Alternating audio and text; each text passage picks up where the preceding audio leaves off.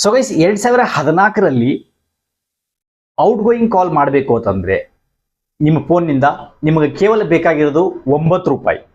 S.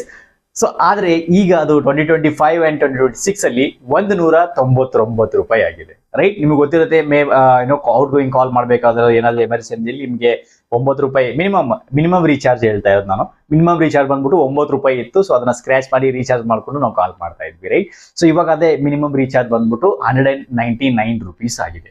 Right, that's a different part. But ಇವಾಗ main ಏನು ಅಂತಂದ್ರೆ ರೀಚಾರ್ಜ್ ಮಾಡಿರೋದು ನೀವು 28 ಡೇಸ್ ಆಗಿರ್ಲಿ ಅಥವಾ 84 ಡೇಸ್ ಆಗಿರ್ಲಿ. ಸೊ ರೀಚಾರ್ಜ್ ಮುಗಿದ ತಕ್ಷಣ ಏನಾಗುತ್ತೆ ಅಂದ್ರೆ ಔಟ್ ಗೋಯಿಂಗ್ ಕಾಲ್ ಬ್ಲಾಕ್ ಆಗುತ್ತೆ, ಇನ್ಕಮಿಂಗ್ ಕಾಲ್ ಬ್ಲಾಕ್ ಆಗುತ್ತೆ, SMS ಎಲ್ಲ ಬ್ಲಾಕ್ ಆಗಿ ಹೋಗುತ್ತೆ. ಇದು ಕಂಪ್ಲೀಟ್ ಆಗಿ ಬ್ಲಾಕ್ ಆಗಿ ಹೋಗುತ್ತೆ. ಸೊ ಇದೇ ಕಾರಣಕ್ಕಾಗಿನೇ ರಾಘವ್ ಚಡ್ಡಾ ಅನ್ನುವಂಥ ಒಂದು MP ಏನಿದೆ ದಿಲ್ಲಿಯಿಂದ ರೈಟ್ ಅಸೆಂಬ್ಲಿಯಲ್ಲಿ ಈ ಒಂದು ಇಶ್ಯೂವನ್ನ ರೇಸ್ ಮಾಡಿದ್ರು. ಸೊ ಅದ್ರ ಬಗ್ಗೆ ನಾನು ನಿಮಗೆ ನಿಮ್ಮ ಅಭಿಪ್ರಾಯನೂ ಕೇಳಿದ್ದೀನಿ. ಇದರಲ್ಲಿ ನೀವೇನು ಯೋಚನೆ ಮಾಡ್ತೀರಾ? ಬಟ್ ಅವ್ರು ಹೇಳಿರುವಂತ ಪಾಯಿಂಟ್ಗಳು ಎಷ್ಟು ವ್ಯಾಲ್ಯೂ ಇದೆ, ಸೀರಿಯಸ್ ಒಂದು ಇಶ್ಯೂ ಇದು.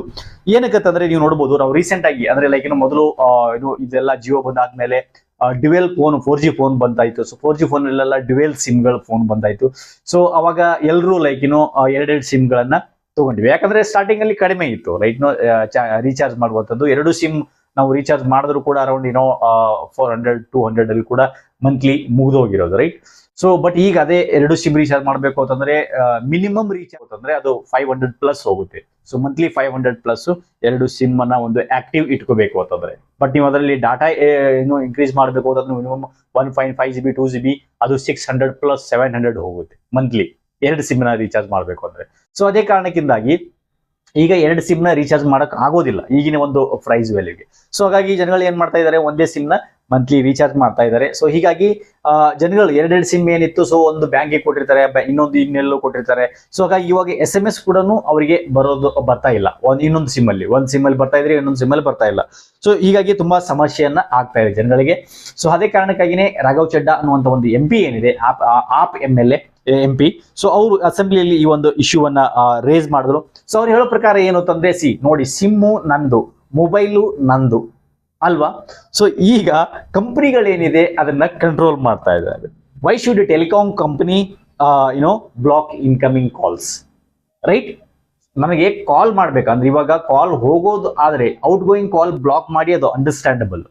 ರೈಟ್, ಸೊ ನಿಮ್ಮ ಹತ್ರ ಕಾಸಿಲ್ಲ, ರೀಚಾರ್ಜ್ ಇಲ್ಲ, ಸೊ ಹಾಗಾಗಿ ನಾವು ಔಟ್ ಗೋಯಿಂಗ್ ರೀಚಾರ್ಜ್ ಮಾಡಿಲ್ಲ ನೀವು, ಅದಕ್ಕಾಗಿ ನಾವು ನಿಮ್ಮ ಔಟ್ ಗೋಯಿಂಗ್ ಕಾಲ್ ಅನ್ನ ಬ್ಲಾಕ್ ಮಾಡ್ತಾ ಇದೀವಿ. ಓಕೆ, ಪರವಾಗಿಲ್ಲ, ಅದನ್ನ ಅಂಡರ್ಸ್ಟ್ಯಾಂಡಬಲ್ ಮಾಡ್ಕೋಬಹುದು. ಬಟ್ ಆದ್ರೆ ಇನ್ಕಮಿಂಗ್ ಕಾಲು ಇವನ್ SMS ಕೂಡ ಬ್ಲಾಕ್ ಮಾಡ್ತಾ ಇದ್ದಾರೆ. ಸರ್ಟನ್ ಟೆಲಿಕಾಂ ಕಂಪನೀಸ್ ಏನಿದೆ SMS ಕೂಡ ಬ್ಲಾಕ್ ಮಾಡ್ತಾ ಇದೆ. ಸೊ ಹಾಗಾಗಿ OTP ತಗೊಳ್ಳೋರು ಏನಿರ್ತಾರೆ, ಏನಿದ್ರೆ ಆಧಾರ್ OTP ಆಗಿರುತ್ತೆ, ಕೆಲವೊಂದ್ಸರಿ ನಮ್ಗೆ ಅವಶ್ಯಕತೆ ಬೀಳುತ್ತೆ, ಅಥವಾ ಕೆಲವೊಂದ್ಸರಿ ಬ್ಯಾಂಕ್ OTP ಬರ್ತಾ ಇರುತ್ತೆ. ಸೊ ಹಾಗಾಗಿ ಸುಮಾರು ಸಮಸ್ಯೆಗಳು ಆಗ್ತಾ ಇದೆ.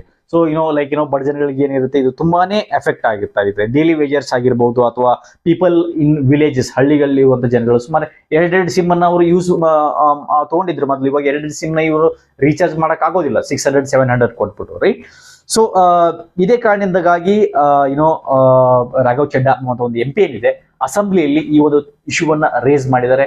ಇದೇನಿದೆ ಟೆಲಿಕಾಂ ಮಿನಿಸ್ಟ್ರಿ ಏನಿದೆ ಇದನ್ನ ಒಂದು ಇಶ್ಯೂವನ್ನ ಕನ್ಸಿಡರ್ ಮಾಡಬೇಕು, ಇದ್ರ ಬಗ್ಗೆ ಯೋಚನೆಯನ್ನ ಮಾಡಬೇಕು.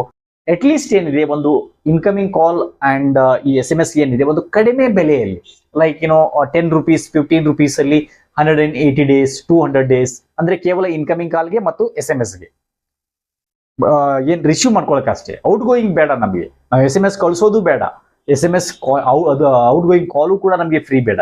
ಬಟ್ ಆದ್ರೆ ಅಟ್ ಲೀಸ್ಟ್ ಕಡಿಮೆ ಬೆಲೆಗೆ 10-15 ರೂಪಾಯಿಗೆ ಇಷ್ಟೊಂದು ಕೊಟ್ಬಿಟ್ಟು ರೀಚಾರ್ಜ್ ಮಾಡಿದ್ರೆ ಇನ್ಕಮಿಂಗ್ ಕಾಲ್ ಅದರಲ್ಲಿ ಬರ್ತಾ ಇರಬೇಕು, ಸಿಮ್ ಆಕ್ಟಿವ್ ಇರಬೇಕು ಅಟ್ ಲೀಸ್ಟ್. ಸೊ ಅಂತದ್ದು ಒಂದು ರೀಚಾರ್ಜ್ ಪ್ಯಾಕ್ಸ್ ಗಳನ್ನ ಈ ಕಂಪನಿಗಳು ಇಂಟ್ರೊಡ್ಯೂಸ್ ಮಾಡಬೇಕು. ಸೊ ಇದರಿಂದ ವಿಲೇಜರ್ಸ್ಗೆ ಮತ್ತು ಬಡ ಜನಗಳಿಗೆ 2-3 ಸಿಮ್ ಏನ್ ಯೂಸ್ ಮಾಡ್ತಿರ್ತಾರೆ ಅವ್ರಿಗೂ ಕೂಡ ಇದು ತುಂಬಾ ಹೆಲ್ಪ್ ಆಗುತ್ತೆ ಅನ್ನುವಂತ ಈ ಒಂದು ವಿಷಯ ಏನಿದೆ ಅವರು ಅಸೆಂಬ್ಲಿಯಲ್ಲಿ ಹೇಳಿದ್ರು.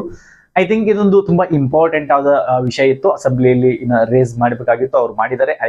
ಇದಕ್ಕೆ ನಾನು ಫುಲ್ ಸಪೋರ್ಟ್ ಮಾಡ್ತೀನಿ. ಸೊ ಈ ಒಂದು ವಿಷಯದ ಬಗ್ಗೆ ನೀವೇನ್ ಹೇಳ್ತೀರಾ? ಈ ಒಂದು ಸಿಮ್ ನ ಕಂಪ್ಲೀಟ್ ರೀಚಾರ್ಜ್ ಮುಗಿದ ತಕ್ಷಣ ಬ್ಲಾಕ್ ಮಾಡೋದು, ಇನ್ಕಮಿಂಗ್ ಕಾಲ್ಸ್ ಅಲೌಡ್ ಮಾಡ್ಬೇಕಾ, ಅದನ್ನು ಕೂಡ ಬ್ಲಾಕ್ ಮಾಡ್ತಾ ಇದ್ದಾರೆ. ಸೊ ಇದ್ರ ಬಗ್ಗೆ ಇದ್ರ ಬಗ್ಗೆ ನಿಮ್ಮ ಒಂದು ಅಭಿಪ್ರಾಯ ಏನು ಅನ್ನೋದನ್ನ ಈ ವಿಡಿಯೋದ ಕೆಳಗಡೆ ಕಮೆಂಟ್ ಮಾಡಿ ತಿಳಿಸಬಹುದು ಗೈಸ್. ಓಕೆ, ಸೊ ಮತ್ತೆ ಸಿಗೋ ಒಂದು ಯೂಸ್ಫುಲ್ ವಿಡಿಯೋ ಜೊತೆಗೆ. ಅಲ್ಲಿವರೆಗೂ ಟೇಕ್ ಕೇರ್, ಬಾಯ್.